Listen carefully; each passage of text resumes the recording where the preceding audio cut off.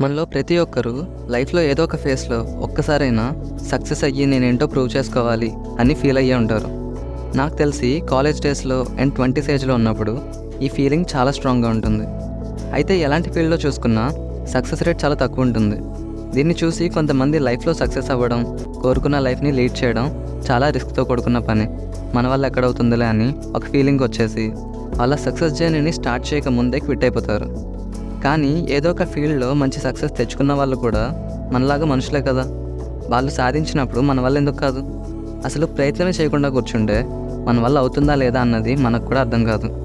అసలు మనం ప్రతి విషయంలోనూ చేసే తప్పు ఇదే.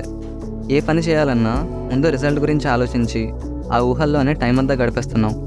కరెక్టే, జనాలు మన స్ట్రగుల్ని ఎప్పుడూ పట్టించుకోరు, రిజల్ట్ని మాత్రమే చూస్తారు. కానీ స్టార్టింగ్ పాయింట్ నుంచి రిజల్ట్ వచ్చే వరకు ఈ మధ్యలో ఉన్న జర్నీలో స్ట్రగుల్ అవ్వాల్సింది నువ్వే కదా. కాబట్టి ఈ జర్నీలో ఎలాంటి ప్రాబ్లమ్స్ని ఫేస్ చేయాలి, వాటిని ఎలా డీల్ చేయాలి, ఇవి తెలియాల్సింది నీకు. చివరిలో నీ సక్సెస్ చూసి చప్పట్లు కొట్టే జనాలకి ఇవేమీ అవసరమే లేదు. సో నీ సక్సెస్ స్టోరీలో క్లైమాక్స్ ఏంటో నీకు తెలుసు. ఈ మధ్యలో స్టోరీ ఉంది కదా, దీన్ని కొంచెం ఎక్సైటింగ్గా మార్చుకోవడానికి, అట్ ద సేమ్ టైం సక్సెస్ని నీ బెస్ట్ ఫ్రెండ్లా మార్చుకోవడానికి కొన్ని పాయింట్స్ చెప్తా.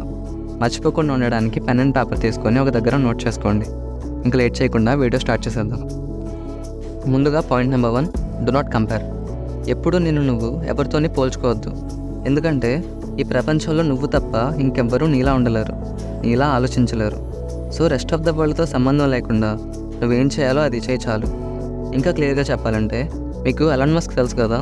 ఈయన స్పేస్ ఎక్స్ స్టార్ట్ చేసిన కొత్తలో ఆయన చుట్టూ ఉన్న చాలామంది చాలా రకాలుగా క్రిటిసైజ్ చేశారు.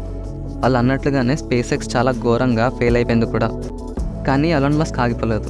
చుట్టూ ఉన్న వాళ్ళ మాటలు పట్టించుకోకుండా మళ్ళీ ప్రయత్నించి స్పేస్ ఎక్స్ని పెద్ద సక్సెస్ చేశారు. అయితే ఇప్పుడు మీకు నాకు తెలిసిన ఒక పెద్ద ఆయన గురించి చెప్తా. ఆయనకి ఒక 55 ఏళ్ళు ఉండొచ్చు. ఒక 30 సంవత్సరాల నుంచి కూరగాయల బండి నడుపుతున్నారు. ఒక్క బండి కష్టం మీద 2 కూతుర్లను చదివించి పెళ్లి చేశారు. అబ్బాయిని ఒక మంచి కాలేజీలో కూడా చదివిస్తున్నారు. వాళ్ళ పిల్లల్ని చదువులో కానీ లైఫ్లో కానీ ఎలాంటి లోటు లేకుండా చూసుకోవాలి అనుకున్నారు. అంతేగాని వ్యాపారాన్ని ఇంకా పెద్ద చేసి ప్రాపర్టీస్ వెనకేసుకోవాలి అనుకోలేదు. ఆయన వరకు తన ఫ్యామిలీని బాగా చూసుకోవడమే తన సక్సెస్ అనుకున్నారు. దానికోసం 30 ఏళ్ళు కష్టపడ్డారు, ఇంకా కష్టపడుతూనే ఉన్నారు. ఇప్పుడు ఆ పెద్ద ఆయన్ని ఎలాన్ మస్క్తో పోల్చి చూడలేం కదా. ఎగ్జాక్ట్లీ నా పాయింట్ కూడా ఇదే. మన అలవాట్లు, మన ఆలోచనల్లాగా మన సక్సెస్ కూడా మిగతా ఎవరిలాగా ఉండదు. కాబట్టి వాళ్ళని వీళ్ళని చూసి పోల్చుకొని లెక్కలు వేసుకోవడం, బాధపడడం కరెక్ట్ కానే కాదు. Point number 2, do not distract. 5 నిమిషాలు ఖాళీ దొరికింది కదా, రిలాక్స్ అవుదామని చెప్పి సోషల్ మీడియా ఓపెన్ చేసి మనకు తెలియకుండానే గంటలు టైం గడిపేస్తున్నాం. ఈ టైంలో ఏం పని చేస్తున్నాం, తర్వాత ఏం చేయాలి అని కనీసం గుర్తు కూడా రాదు. సోషల్ మీడియా మనల్ని అంతలా డిస్ట్రాక్ట్ చేస్తుంది. ఒక్కసారి ఆలోచించండి, ఎన్నో ఇంపార్టెంట్ పనులున్నా అవేం పట్టకుండా insta reels, YouTube shorts scroll చేసుకుంటూ టైం అంతా గడిపేస్తున్న వాళ్ళు మన చుట్టూనే చాలామంది ఉన్నారు కదా. అలాంటి వాళ్ళకి ఏదైనా ఇంపార్టెంట్ పని అప్పచెప్పాలి అంటే మీరు ఖచ్చితంగా ఆలోచిస్తారు. ఎందుకంటే వాళ్ళు ఇప్పటికే బాగా డిస్ట్రాక్ట్ అయిపోయారు.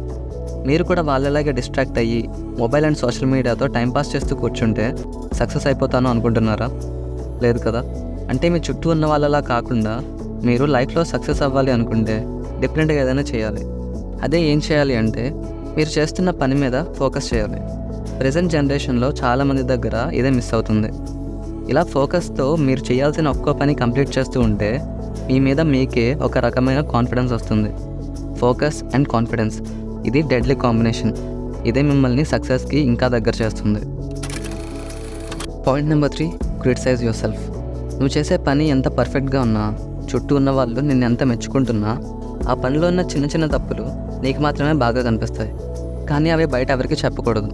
ఎందుకంటే నీ లోపాలేంటో తెలుసుకొని నిన్ను తొక్కేసి ఎదగాలి అనుకునే వాళ్ళు నీ చుట్టూనే చాలామంది ఉంటారు. అందుకే నువ్వు చేసే ప్రతి పనిలో వేరే వాళ్ళ ఒపీనియన్స్ అడగడం మానేసి నిన్ను నువ్వే క్రిటిసైజ్ చేసుకో. ఆ చిన్న లోపాలని సరిచేస్తూ నువ్వు చేసే పనిని ఇంకా బెటర్ చేసుకో. ఈ ప్రపంచంలో ఎంత పెద్ద సక్సెస్ చూసిన వాళ్ళైనా ప్రతి పనిలో పర్ఫెక్ట్గా ఉండాలి అనేం లేదు. రోహిత్ శర్మ పుల్ షాట్స్ ఎంత బాగా ఆడగలడో మనందరికీ తెలుసు. కానీ అదే పుల్ షాట్ ఆడి రోహిత్ శర్మ కొన్నిసార్లు అవుట్ కూడా అయ్యాడు. అయినా సరే పుల్ షాట్స్ ఆడడంలో రోహిత్ని బెస్ట్ ప్లేయర్ అంటారు. ఎగ్జాక్ట్గా నేను చెప్పేది కూడా ఇదే. ఎంత అలవాటున్న పని చేసినా అందులో అప్పుడప్పుడు తప్పులు చాలా కామన్. ఆ తప్పుల్ని మళ్ళీ రిపీట్ కాకుండా చూసుకున్నప్పుడే నువ్వు నిన్నటికన్నా ఈరోజు ఇంకా బెటర్గా మారినట్టు. సో గైస్, ఈ వీడియో మీకు యూజ్ అయింది అనుకుంటున్నాను. ఈ టాపిక్ మీద మాట్లాడడానికి ఇంకా చాలా పాయింట్స్ ఉన్నాయి. అవి కూడా మాట్లాడుకుందాం అంటే పార్ట్ 2 అని కింద కామెంట్ చేయండి. ఈ వీడియోలో మీకు ఏ పాయింట్ నచ్చిందో మాకు కామెంట్ సెక్షన్లో చెప్పండి. ఈ వీడియో మీకు ఇన్ఫర్మేటివ్గా అనిపిస్తే వీడియోని లైక్ చేసి ఇలాంటి మరిన్ని వీడియోస్ కోసం ఛానల్ని సబ్స్క్రైబ్ చేసుకోండి. నెక్స్ట్ వీక్ ఇంకో వీడియోతో మళ్ళీ కలుద్దాం. Thank you so much for watching. Bye.